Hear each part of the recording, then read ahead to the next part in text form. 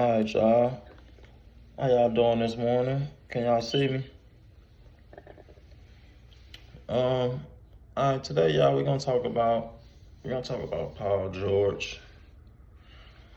Um, he's of course one of my favorite basketball players. You all, PG has had an interesting career. I think PG would have been, a whole lot better. I think maybe saying I would say he would be on the same criteria as a Kevin Durant, more so well sought out, seeing that he plays both ends of the court, exclusively played both ends of the court prior to him being injured for Team USA, and one of the reasons why he doesn't compete with Team USA in any form or fashion because of his injury. Um, so as we all know, he's left the Clippers. He's over there in Philly. But I would like to give some pushback on the criticism of Paul George, saying that he had one of his best years here with the Clippers. I mean, he is their all-time three-point leading scorer. He did do for them what nobody else did as far as taking them to their first conference championship. He looked tremendously better this season, from his dribble to his shot making to his creatability. He averaged, I think, his most assists he ever averaged in a season this past season.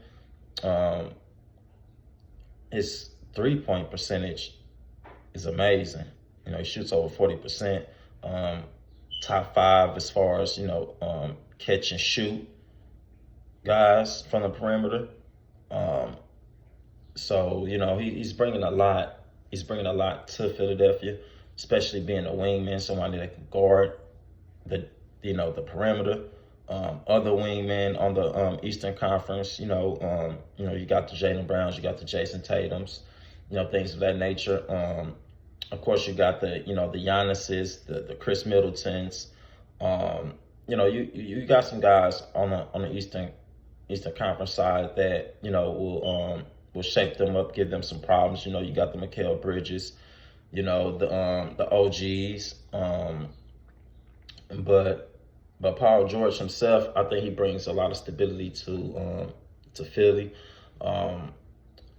His stint in LA, due to injuries, due to Kawhi not being on the floor, some playoff games, he get a lot of criticism for not scoring a lot of points, not being productive, not being seen or spotted, even though he was actually on the court. Some play there are no excuses for. You do have to show up and show out. You're getting paid a lot of money. You are the leading superstar on the team. Ex James Harden. But prior to James Harden, it was just them two. And there were times he didn't deliver for them, as I think they feel like, and this is why he is a Sixer. I think they felt like, had he produced more in the playoffs for them, took them to further rounds, they probably would have offered him that fourth year, that extra money, that incentive that he was actually looking for. But, I still think he's a well-rounded player, even at the age he's in now. I think he still has a lot to prove. He will have a lot to prove in the Eastern Conference, filling in that spot for Tobias Harris. And I think he was overall a good pickup for Philadelphia. Paul George himself, he's been criticized as being, a soft player. He's been criticized as being somebody who's not mentally strong, not mentally tough. Here recently, Patrick Beverley was just giving some insight on how he would talk to his teammates while he was with the Clippers. He would say, hey,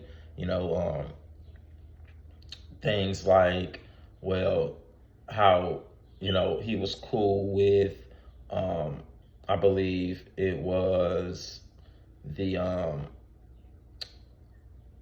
guard prior to Paul George and Kawhi Leonard coming there. I forget the combo guard names, but he was basically describing how him and Lou Will, talk to each other, how he would greet Lou Will as if, he didn't have to come at Lou Will like, hey man, I need you to, he would come to him aggressive, like, hey man, what's going on with you? Where you at? You ain't here. You can't be going out all the time. You know what I'm saying? To the point where he would have to come to Paul George like, hey man, I see you shoot. Keep shooting. The next one gonna go in, or he'd have to give him some type of happy criticism. You can't come to him as if you're aggressive or any form of fashion, and that's the perception of Paul George. You can't come to him aggressive. If you're in a tough situation and you play him aggressive, he might fold. So the thing and the knock on Paul George, is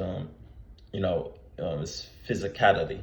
A lot of people think he's not mentally physical, and as far as just being physical on the floor, they don't think he can withstand the pressure in the right moment. But I like to think otherwise. I like to believe that he does deliver. The circumstances and situations haven't always been the brightest for him. That is true. But with Philadelphia, Philly it's a new dynamic. I mean, his role isn't staggering. He was staggering along Kawhi, along Powell, along a lot of those guys who play similar roles. You only have Maxey on this role right here. You do have, I believe they re-signed the guy with the fro. I forget his name. It's in and out right now. But they got some pretty good pieces. Of course they picked up Andre Drummond. Of course Philadelphia picked up Paul George's right hand man Reggie Jackson. They had a few other additions. I actually think they have a good chance at winning a title. But the addition with Paul George is just really amazing. I mean, he brings a lot of mid-range, a lot of perimeter shots, good perimeter defense. He will be another assist guy. I guarantee he will average anywhere from 4 to 6 assists a game.